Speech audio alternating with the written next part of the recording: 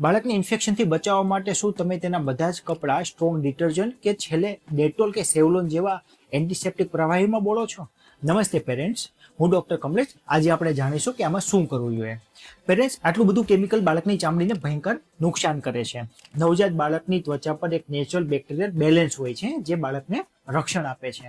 જ્યારે તમે કપડાને સ્ટ્રોંગ એન્ટિસેપ્ટિકમાં પલાળો છો ત્યારે તેના કેમિકલના અવશેષો કપડા પર રહી જાય છે.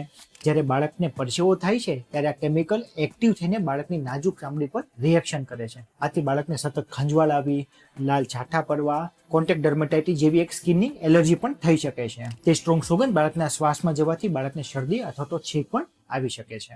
તો બાળકના કપડાં ધોવા માટે સીધો રસ્તો કયો છે?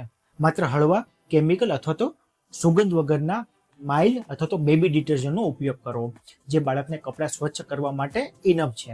અને કપડાને ધોઈને એકદમ તડકામાં સૂકવી નાખવા જોઈએ. સૂર્યના અલ્ટ્રાવાયોલેટ કિરણો બાળકને એન્ટિસેપ્ટિક તરીકેનું કામ કરશે. આવી પ્રેક્ટિકલ પેરેન્ટિંગ ટિપ્સ માટે અમારા વિડીયો જોતા રહો.